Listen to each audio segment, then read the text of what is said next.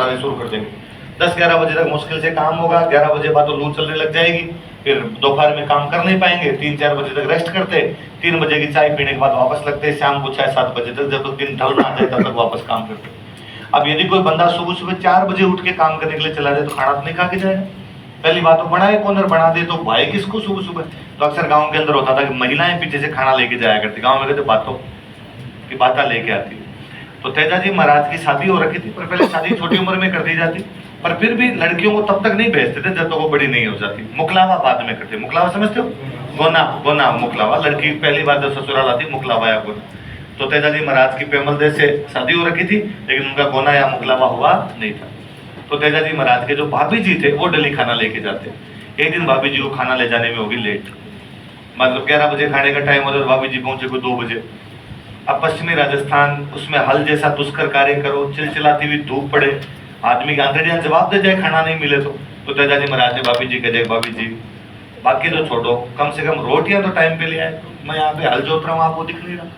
भाभी जी को गुस्सा है, भाभी जी ने कहा देखो इतने गर्म फल के खाने हैं तो खुद बड़े लेके आओ, मेरे से तो आज बने निकल। तेजाजी महाराज ने हाथों हाथ टिफिन पैक किया, अब तो खाएंगे तो खुद वाली की आज की खाएंगे। तो तेजाजी महाराज अपनी पत्नी को लाने के लिए अपने ससुराल जा रहे थे। ससुराल कहाँ पर था? रास्ते में गांव था, उस गांव का नाम था सुरसुरा। कौन सा गांव था? सुरसुरा नाम का गांव था। वहां पर एक महिला थे, उनका नाम था लाछा। क्या नाम था? लाछा नाम करके एक महिला थे, और उनकी गायों को और वो लुटेरे लूट के ले गए। तो वो बीच में खड़े थे कि भाई गायों को लुटेरे लूट के ले गए। इधर तेजाजी महाराज पहली बार ससुराल जा रहे हैं, एकदम दुल्हे की वेशभूषा में, पास में तलवार भाला सब ले रखा। अच्छा, बारात में तलवार ले जाने का रिवाज भी इसलिए था कि वापस आते टाइम महिला साथ में होती, महिला साथ में उसके पास गहने होते, इसलिए लूटपाट हो जाया करती थी। इसलिए पहले बारात में केवल दूल्हा नहीं, जितने लोग होते सारे तलवार लेके जाते, सबके पास तलवारें हुआ करती। बीच में कोई लड़ाई हो जाए, लूटपाट हो जाए, कैसे बचेंगे? बाद में धीरे धीरे लूटपाट बंद हो गई, तो बाकियों ने तलवारें ले जानी बंद कर दी। दूल्हे को फिर भी कहा गया नहीं, दूल्हा तलवार रखे अपने हाथ के अंदर।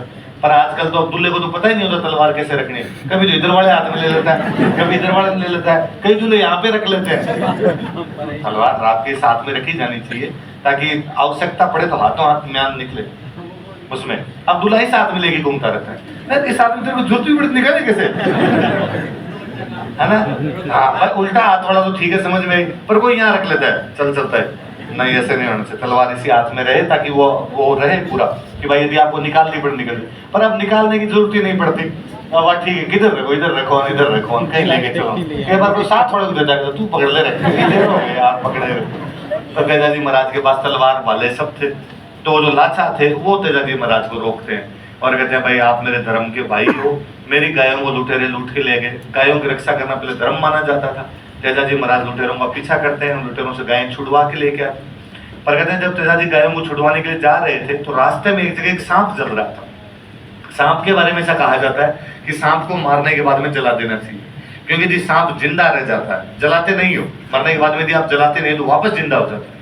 और जिसने उसको मारा था उसकी तस्वीर आंखों में और जाने दुश्मन बन जाता है, चुन के बदला लेता है भाई साहब एक एक से। इसलिए जला देना चाहिए, जलाते ही उसको मोक्ष प्राप्त हो जाती है।